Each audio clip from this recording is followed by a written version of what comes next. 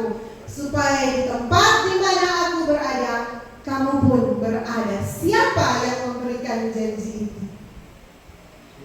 Yesus, benar. Yesus Kristus. Sehingga pembahasan atau pelajaran kita pada hari ini dengan topik harapan yang hidup pada kedatangan Kristus kedua kali. Kita sudah tahu, saudaraku, kedatangan Yesus yang pertama kali, kebanyakan atau pada umumnya umat Kristiani merayakan itu, kedatangan Yesus yang pertama kali pada 25 Desember, yaitu hari kelahiran Yesus. Itu adalah kedatangan Yesus yang pertama di dunia ini dengan misinya untuk menebus kita. Setelah itu Yesus berangkat ke surga. Dan saat ini, kita yang hidup saat ini, bagaimanakah keadaan kita? Ini saudara, ini boleh menjadi gambaran keadaan dunia saat ini. Dunia ini penuh dengan masalah, penderitaan, sakit, pergumulan. Kita dalam hubungan dengan sesama kita, sering kita disakiti. Masalah bertubi-tubi. Kita tidak dipedulikan, kita diabaikan, kita dikecewakan. Kesulitan hidup seolah-olah gak berhenti-berhenti, saudara. Baru datang satu kesulitan, belum selesai, sudah datang lagi. Makanya sekarang, saudaraku, banyak yang jadi pasien di rumah sakit dengan keluhan asam lambung. Salah satu pemicu penyakit ini, asam lambung ini, adalah stres, saudara. Hidup di dunia ini stres. Namun ada pengharapan. Ada pengharapan pada kedatangan Yesus yang kedua kali. Penggenapan pengharapan kita yang penuh bahagia dan pernyataan kemuliaan Allah yang maha besar dan juru selamat kita, Yesus Kristus, di dalam Titus 2 ayat 13. Yesus Kristus adalah pengharapan kita. Berbicara tentang kedatangan Yesus yang kedua kali, seperti yang sudah saya bilang, situasi di dunia ini, saudara, di sekeliling kita, di dalam kehidupan kita itu sangat menyiksa. Dan pengharapan akan kedatangan Yesus yang kedua kali itu sangat dinanti-nantikan. Jadi pertanyaannya, kapan? Kapan kedatangan Yesus yang kedua kali itu? Ada yang bisa kasih gambaran atau info? Mari kita kembali ke Alkitab. Di dalam Matius 24 ayat 36. Tetapi tentang hari dan saat itu tidak seorang pun yang tahu, saudaraku. Tidak ada yang tahu. Malaikat-malaikat di surga tidak, dan anak pun tidak, hanya Bapa sendiri. Kok bagaimana dengan saudara? Jadinya semula ini pengharapan. Mungkin ada yang bertanya-tanya, jadi pengharapan kedatangan Kristus yang kedua kali ini pasti akan nyanda ini. Karena sedangkan malaikat tidak tahu, anak pun tidak tahu, lalu sampai kapan orang menunggu dan sampai dapat rumah yang dijanjikan itu? Mari kita kembali ke Alkitab. Dalam Matius 24 ayat 42 dan 44. Karena itu berjaga-jagalah, sebab kamu tidak tahu pada hari mana Tuhan mendatang. Sebab itu hendaklah kamu juga siap sedia, karena Anak Manusia datang pada saat yang tidak kamu duga. Kita cuma dikasih tahu untuk berjaga-jaga dan bersedia. Bersedia untuk apa? Apa yang mau terjadi? Sehingga orang harus bersedia, berjaga-jaga sebelum kedatangan Kristus yang kedua kali. kembali kepada Alkitab. Apa yang Alkitab ajarkan tentang kedatangan Kristus yang kedua kali? Mari kita lihat, ada beberapa poin. Yang pertama, kedatangan Kristus itu mulia dan terlihat semua mata. Itu diinformasikan dalam Matius 24 ayat 27. Sebab sama seperti kilat memancar dari sebelah timur dan melontarkan cahayanya sampai ke barat, demikian pula kelak kedatangan Anak Manusia. Wah, saya berusaha berimajinasi bagaimana itu kilat memancar dari sebelah timur dan melontarkan cahayanya ke barat. Berarti satu langit ini akan dipenuhi dengan cahaya kilatan. Berarti mulia itu kedatangan Yesus, kedatangan Anak Manusia. Kemudian dalam Wahyu 1 ayat 7, lihatlah, ia datang dengan awan-awan dan setiap mata, ini setiap mata saudara, setiap mata akan melihat dia, juga mereka yang telah menikam dia, dan semua bangsa di bumi akan meratapi dia. Ya, amin. Semua mata saudara, walau baik orang yang ada di Tumbohon, mungkin ada di Malaysia, Singapura, di Mesir, di Perancis, dimanapun akan melihat kedatangan Kristus dengan mata kita semua. Matius 24 ayat 30, pada waktu itu akan tampak tanda Anak Manusia di langit, dan semua bangsa di bumi akan meratap, dan mereka akan melihat Anak Manusia itu datang di atas awan-awan di langit dengan segala kekuasaan dan kemuliaannya. Jadi peristiwa tadi yang kita baru simak itu adalah awal tanda. Kita lihat petir, kilat menyambar dari timur ke barat. Kemudian akan terlihat tanda bahwa Yesus dan malaikat-malaikatnya sementara turun di awan-awan, di atas awan-awan di langit. Luar biasa kalau mau berimajinasi situasi atau peristiwa ini. Saya secara pribadi sesuka cepat-cepat itu terjadi, saudara. Selanjutnya, informasi di dalam Alkitab. Kedatangan Kristus adalah suatu peristiwa yang dramatis dan dapat didengar. Wahyu 16 ayat 15. Lihatlah, aku datang seperti pencuri. Berbahagialah dia yang berjaga-jaga dan yang memperhatikan pakaiannya, supaya ia jangan berjalan dengan telanjang dan jangan kelihatan kemaluannya. Di dalam ayat 18, maka memancarlah kilat dan menderulah bunyi guru, dan terjadilah gempa bumi yang dahsyat seperti belum pernah terjadi sejak manusia ada di atas bumi. Begitu hebatnya gempa bumi itu. Salah satu lagi ini yang menandakan kalau Yesus semua kelihatan di awan-awan. Luar biasa peristiwa itu. Selanjutnya, yang mati dalam Kristus dibangkitkan. Dalam 1 Tesalonika 4 ayat 16, sebab pada waktu tanda diberi, yaitu pada waktu penghulu malaikat berseru dan sangkakala Allah berbunyi, maka Tuhan sendiri akan turun dari surga, dan mereka yang mati dalam Kristus akan lebih dahulu bangkit. Saudaraku, saya rasa sebagian besar dari kita sudah pernah mengalami kehilangan orang-orang yang sangat kita kasihi. Entah itu teman, entah itu saudara, kakak, adik, orang tua, bahkan mungkin orang yang berjasa di dalam kehidupan kita. Mereka yang hidup setia kepada Tuhan. Ketika dikatakan di sini, ketika penghulu malaikat berseru dan sangkakala Allah berbunyi, mereka yang mati dalam Kristus akan lebih dahulu bangkit.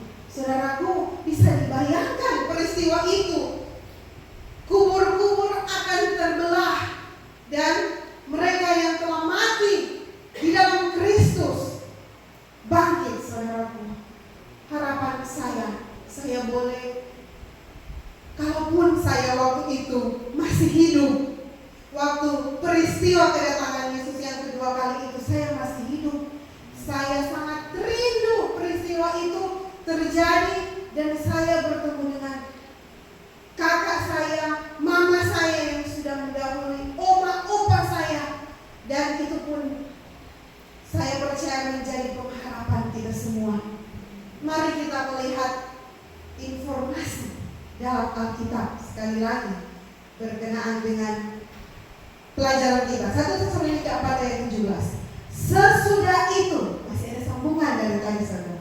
Sesudah itu kita yang hidup, yang masih tinggal, akan diangkat bersama-sama dengan mereka dalam awan menyongsong Tuhan di angkasa. Demikianlah kita akan selama-lamanya bersama dengan Tuhan. Saudaraku, orang mau terbang. Orang mau terbang dan menyongsong Tuhan di awan-awan. Luar biasa peristiwa itu, saudaraku. Saya senang sekali, suka sekali ini terjadi, saudaraku. Namun itu saya keinginan saya, tapi kehendak Tuhan berbeda. Selanjutnya, mari kita lihat reuni akbar yang penuh kebahagiaan. Itu yang saya katakan tadi, saudara. Kita akan bertemu dengan orang-orang terkasih kita yang sudah mendahului kita dalam tidur kematian sementara. Dalam 1 Korintus 15 ayat 51 dan 52. Sesungguhnya aku menyatakan kepadamu suatu rahasia. Kita tidak akan mati semuanya, tetapi kita semuanya akan diubah dalam sekejap mata pada waktu bunyi nafir yang terakhir. Sebab nafir akan berbunyi dan orang-orang mati akan dibangkitkan dalam keadaan yang tidak dapat binasa, dan kita semua akan diubah. Saudaraku, kalau mungkin saya sebelum kedatangan Kristus kedua kali diizinkan mati, diizinkan tidur dalam kematian dengan sakit ginjal contoh, atau ada komplikasi, semua ada kolesterol, gula, asam urat, mungkin karena itu saya meninggal. Tapi puji Tuhan, ketika Tuhan melihat kehidupan saya yang hidup di dalam Kristus dan saya dibangkitkan, saudaraku, sudah ada itu AU dan segala macamnya. Kita diubahkan. Kita yang mungkin cacat jadi sempurna, saudaraku. Yang meninggal umur lansia, tua, meninggal dengan keriput-keriput, diubahkan, saudaraku, jadi kencang, jadi muda, jadi sempurna, diubahkan oleh Tuhan. Dan kita tidak binasa lagi, saudaraku. Tidak akan ada kematian lagi yang akan kita rasakan ketika kita menjadi bagian dari umat-umat Allah yang dibangkitkan pada kedatangan yang kedua kali. Dan saat ini kita sedang menantikan Yesus. Yesus ini yang terangkat ke surga meninggalkan kamu akan datang kembali dengan cara yang sama seperti kamu melihat Dia naik ke surga. Ini jaminan dan pengharapan kita bahwa Yesus pasti akan datang. Alkitab sudah menggambarkan betapa mulia kedatangan Kristus yang kedua kali. Tetapi sebelum peristiwa itu terjadi, Alkitab memberikan petunjuk kepada kita bahwa akan ada tanda-tanda kedatangan Yesus yang kedua kali. Matius 24 ayat 3, kata mereka, katakanlah kepada kami bila manakah itu akan terjadi, dan apakah tanda kedatanganmu dan tanda kesudahan dunia? Ini adalah pertanyaan.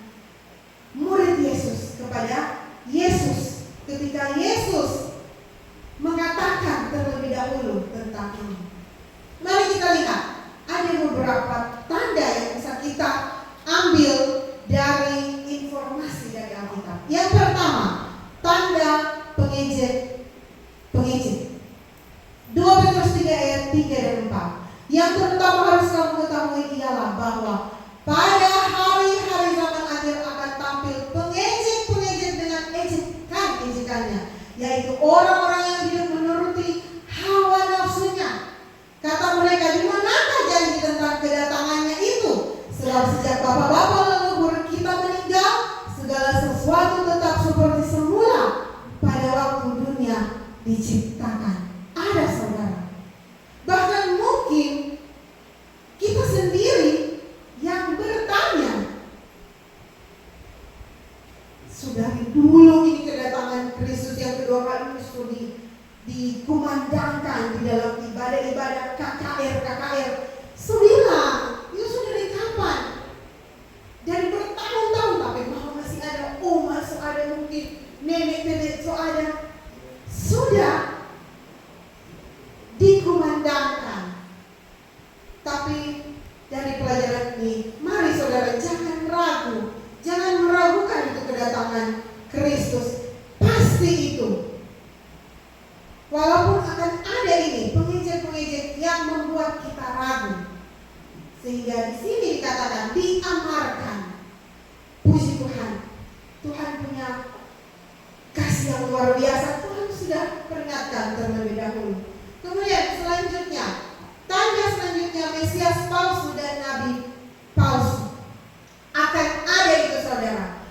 Mesias palsu dan Nabi-Nabi palsu.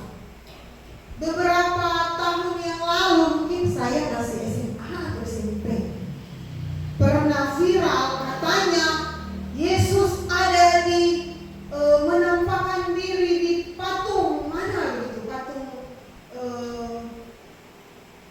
Maria, Yesus mungkin di satu tempat ada menampakkan diri, ada kata Yesus. Bahkan ada yang mengaku saudara, dia adalah Mesias yang bereinkarnasi. Kalau kita memanfaatkan gadget atau handphone, laptop atau yang bisa tersambung dengan internet, mungkin kalau obat tidak bisa menggunakan itu. Coba kalau ada barang itu, coba suruh cari Pak Cucu atau Pak Saudara, coba cari akan Mesias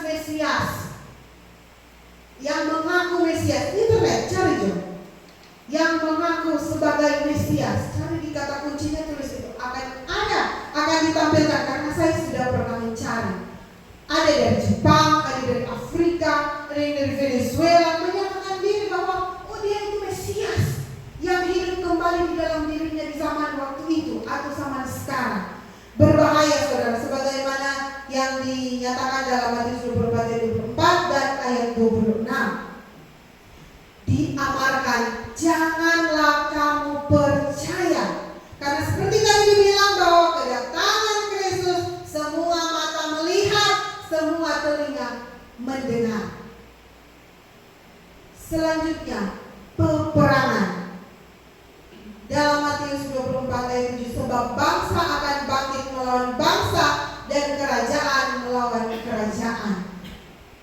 Perang yang paling terkenal dalam sejarah adalah perang dunia. Sampai ada perang dunia 1, perang dunia 2, dan banyak sekali yang punya korban. Sampai saat ini masih ada perang antara Rusia dan Ukraina, tapi sudah kedengaran saudara, mungkin sementara dalam gencatan senjata.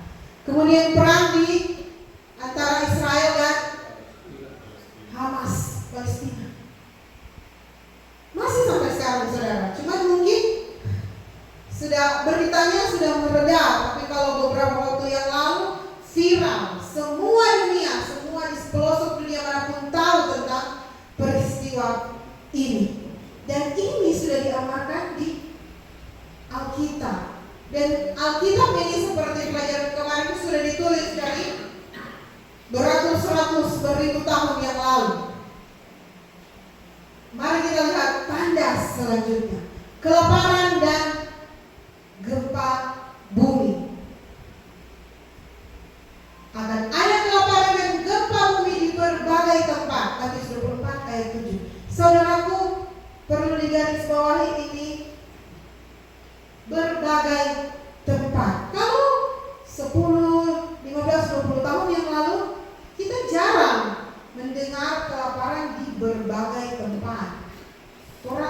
apalagi orang di Indonesia, karena negara tropis penghasil beras, apalagi kalau 20-30 tahun yang lalu tuh tanah masih subur, jadi tuh beras melimpah ruah, nggak pernah kehabisan. Gempa bumi juga yang diberitakan dan dirasakan itu kayaknya jarang-jarang. Tapi kalau sekarang saudaraku, bahkan mungkin tetangga-tetangga kita ada yang kelaparan, tapi kita tidak tahu. Kalau dulu di Manado ini jarang kita lihat ada orang meminta-minta. Paling cuma terkenal di Jakarta. Tapi sekarang kalau orang mau kemana-mana kita akan lihat, bahkan anak kecil yang umur belum sekolah ataupun yang baru SD, ada yang sampai malam saudaraku berkeliaran di jalan, berjual-jual apa segala macam. Untuk apa saudara? Untuk makan, untuk isi kampung tengah. Terang bahasa bilang gempa bumi. Sekarang di handphone mungkin yang ada pengaturan laporan gempa bumi, hampir setiap jam, setiap menit ada masuk gempa bumi, dikasih info gempa bumi di mana, walaupun kita tidak merasakan. Dan ini sudah dicatat di Alkitab. Mari kita lanjut. Balas campak wabah penyakit. Saudaraku, berbicara mengenai wabah dan penyakit, ini saya kutip di situs CNBC Indonesia, www.cnbcindonesia.com. Ini adalah 10 wabah atau penyakit terparah yang pernah melanda dunia, dan terakhir adalah COVID-19, sampai memang melumpuhkan banyak usaha. Ini COVID-19 bukan cuma berpengaruh dalam kebutuhan hidup sehari-hari, sampai banyak kerugian yang terjadi seantero dunia. Lukas 21 ayat 11, akan ada penyakit sampar dan kelaparan, dan akan terjadi juga hal-hal yang mengejutkan dan tanda-tanda yang dahsyat dari langit. Ini tandanya sudah diinformasikan di dalam Alkitab. Mari kita lanjut. Pengetahuan bertambah. Kalau berbicara mengenai pengetahuan, itu disandingkan dengan teknologi. Dalam Daniel 12 ayat 4 bagian akhir, banyak orang akan menyelidikinya dan pengetahuan akan bertambah.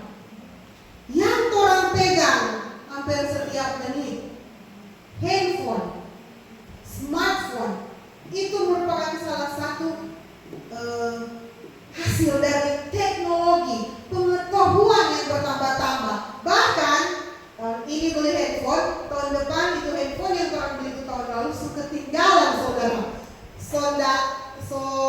Rasa seperti kuno orang beli handphone. Karena apa? Karena pengetahuan dan teknologi itu setiap hari berkembang.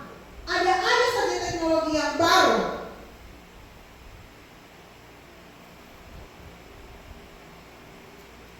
Nah, ini dia. Saya kutip dari bobobox.com, 10 teknologi terbaru. Dan teknologi temuan terbaru ini, kalau menurut saya pribadi saudara, di luar nalar, di luar akal sehat. Bayangkan, robot bisa mengerjakan pekerjaan rumah, pekerjaan manusia. Jadi manusia kurang santai-santai di rumah. Ada auto terbang sementara dikembangkan. Bahkan yang pemilik Tesla, Elon Musk, dia telah merencanakan penerbangan ke Mars. Dan sudah ada konglomerat internasional so beli tiket saudara, so booking tiket untuk nanti ke Mars. Luar biasa.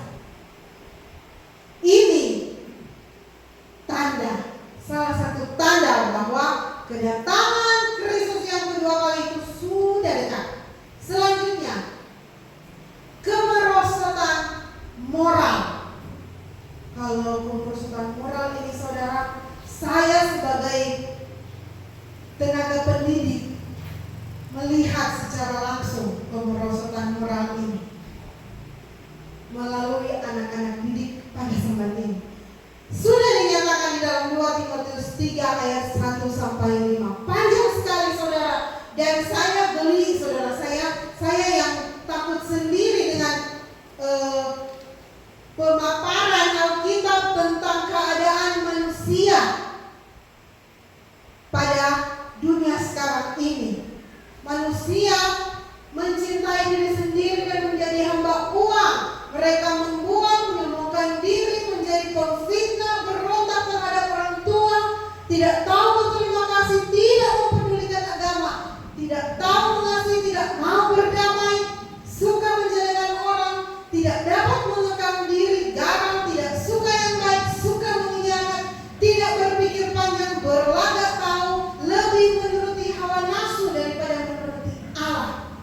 Dan parahnya saudara, orang-orang ini secara lahiriah katanya beribadah kepada Tuhan, ada di gereja. Dan saya mau mengaku saudara, saya pun masih manusia berdosa. Saya berdiri di sini bukan berarti saya sudah sempurna saudara, bukan berarti saya sudah tidak berdosa. Masih ada sifat-sifat yang digambarkan di dalam 2 Timotius 3 ayat 1 sampai 5 ini di dalam diri saya. Namun puji Tuhan, dengan pelajaran malam ini saya ditemplak, saya ditempeleng, ditegur keras sekali dengan pelajaran ini. Tapi ini adalah pernyataan dari Alkitab sendiri. Dan saya, seperti saya bilang tadi, mungkin juga saudara-saudara boleh melihat di sini sudah tidak bisa dipungkiri saudara. Kakak adik berkelah, nyanda berkutuk. Ada yang dahulunya berteman sekali, sudah berteman, sudah jadi musuh. Karena apa? Karena masih ada sifat-sifat yang seperti ini. Anak-anak sekarang, kalau istilahnya saudaraku waktu zaman orang yang setua-tua, kalau di sekolah udah pada guru, sobat tunduk, ngeliatin guru sobat, ini nyanda saudara. Santai orang lewat, padahal guru udah bercerita. Kemerosotan moral, tidak ada yang bisa disalahkan, karena ini memang sudah diinformasikan, sudah lama saudara di dalam Alkitab. Dan keadaan dunia pada saat ini sudah kembali kepada zaman Nuh dan Lot. Seperti apa mereka saudara? Di dalam Matius 24 ayat 38, mereka makan dan minum, mereka kawin dan dikawinkan, sampai kepada hari Nuh masuk ke dalam bahtera. Kalau saya pernah baca statistik di berita ini saudara, statistik perceraian di Sulawesi Utara setiap tahun bertambah saudara, persennya bertambah banyak. Kemudian sama seperti Sodom dan Gomora dan kota-kota sekitarnya yang dengan cara yang sama melakukan percabulan dan mengejar kekuasaan-kekuasaan yang tak wajar, telah menanggung siksaan api kekal sebagai peringatan kepada semua orang. Saudaraku, percabulan banyak sekali sekarang. Kalau yang dulu yang free sex, seks bebas itu cuma orang dengar di luar negeri. Tapi sekarang sudah merembes ke Indonesia yang merupakan negara religi, negara dengan keagamaannya, nilai agamanya yang tinggi. Dan ini sudah dikatakan saudara, tidak bisa dipungkiri. Dan yang terakhir, pekabaran Injil ke seluruh dunia. Dalam Matius 24 ayat 14, dan Injil kerajaan ini akan diberitakan di seluruh dunia menjadi kesaksian bagi semua bangsa. Sesudah itu barulah tiba kesudahannya. Inilah yang menjadi misi dari Gereja Masa Advent hari ke-7 global sedunia. Tahun ini 2025 merupakan Harvest 2025, penuaian 2025. Akan diadakan banyak kegiatan seperti ini, KKR, dengan tujuan apa, saudaraku? Agar Injil kerajaan ini diberitakan, dan terlebih misi penyelamatan, sebagaimana juga misi Yesus ketika Yesus datang di kali yang pertama. Penyelamatan untuk kita, umat-umat manusia yang berdosa. Saya tidak mau cuma selamat sendiri, saudara. Saya mau semua kita, keluarga, kerabat, saudara, teman, bahkan mungkin orang-orang yang belum saya temui, mungkin baru kali ini bertemu, saya rindu orang sama-sama diselamatkan. Jadi pertanyaan, saudara, berarti kalau Injil belum diberitakan ke seluruh dunia, berarti belum datang dan Tuhan. Mungkin iya, mungkin tidak. Namun yang pasti pada akhirnya nasib kita akan seperti yang ditulis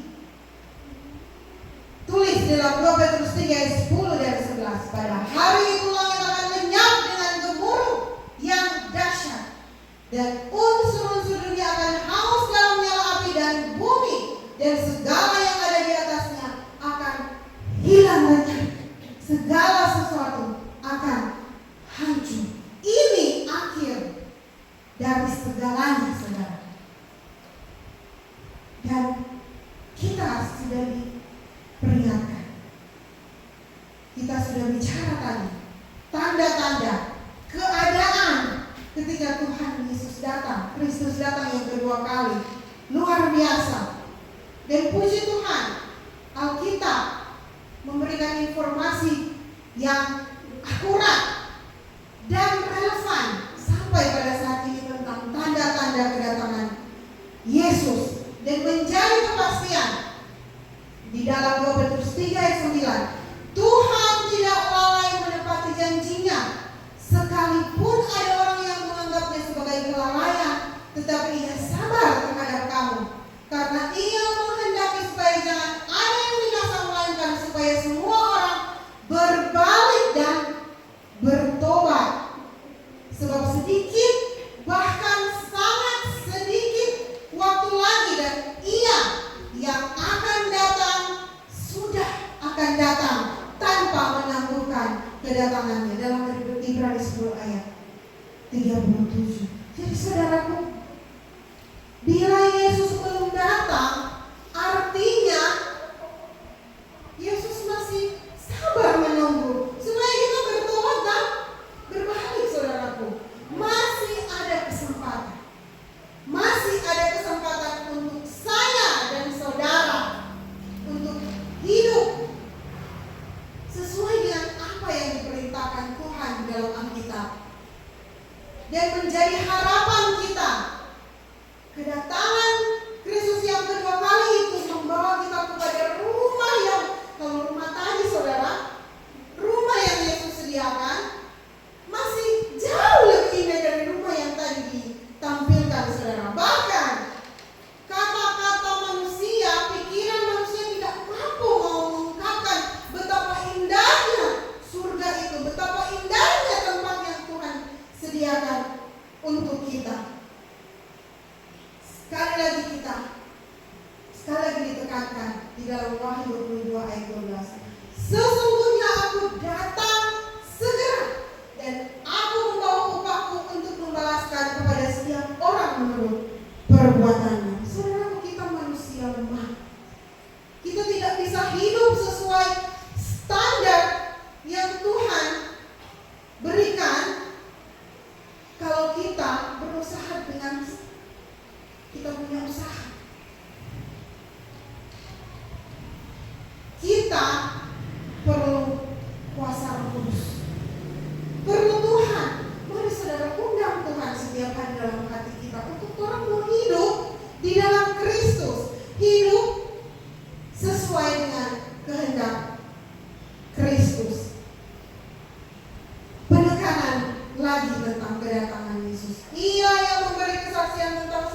berfirman, "Ya, aku datang segera." Amin. Datanglah Tuhan Yesus. Yesus sudah datang, saudara. Walaupun kita tidak tahu kapan waktunya. Sehingga kita di awal tadi dikatakan bersedia dan berjaga-jaga. Bersedia dan berjaga-jaga. Saya takut saudara mau bertanya, apakah saudara sudah siap? Saya takut, saya sendiri kalau mau bilang tidak siap, berarti tidak setia ini buat Tuhan, tidak hidup sesuai kehendak Tuhan. Tapi kalau mau bilang siap, saya ini saudara masih banyak kelemahan, masih sering jatuh walaupun saya berusaha. Kita mau berdosa, tapi ini manusia daging ini masih sering melakukan dosa karena kelalaian sendiri, saudara. Lupa bahwa orang ini tidak bisa bikin apa-apa selain bergantung kepada Tuhan. Mari saudara, sudah dikatakan bahwa Yesus mengatakan ini sendiri, "Aku datang segera." Pengharapan pada kedatangan Kristus adalah pasti. Kiranya Tuhan memberkati kita semua. Maranatha. Mari kita berdiri. Kita akan berdoa. Mari kita berdoa. Sungguh mulia Engkau ya Tuhan. Kasih-Mu sungguh luar biasa dalam kehidupan kami umat manusia yang berdosa ini. Engkau memberikan kepada kami petunjuk-petunjuk berdasarkan Alkitab. Di dalam kami bersedia dan berjaga-jaga dalam menanti kedatangan-Mu yang kedua kali. Kami yang hidup di atas dunia ini ya Tuhan, penuh dengan permasalahan, penuh dengan kekurangan. Namun datanglah dalam kehidupan kami Tuhan, kuasa-Mu menjadi bagian kami. Kami selalu dikuatkan untuk boleh hidup sesuai dengan kehendak-Mu, mempersiapkan diri kami untuk menyongsong Engkau ketika Engkau datang pada kali yang kedua. Terima kasih untuk petunjuk-petunjuk yang Kau berikan kepada kami akan tanda-tanda kedatangan-Mu. Tolonglah kami ya Tuhan, kuatkan kami selalu. Dan ketika kami akan kembali ke tempat kami masing-masing pada malam hari ini Tuhan, perlindungan-Mu akan tetap menjadi bagian kami dalam perjalanan, bahkan dalam istirahat kami sepanjang malam. Kasih-Mu tetap tercurah dalam kehidupan kami. Dan di atas segalanya Tuhan, kehidupan kami boleh memancarkan kebahagiaan-Mu. Kami boleh menjadi terang dimanapun dan kemanapun kami pergi dan berada. Terima kasih ya Tuhan. Kami serahkan kehidupan kami ke dalam tangan-Mu. Kami berdoa dan mengucap syukur di dalam nama Yesus. Amin.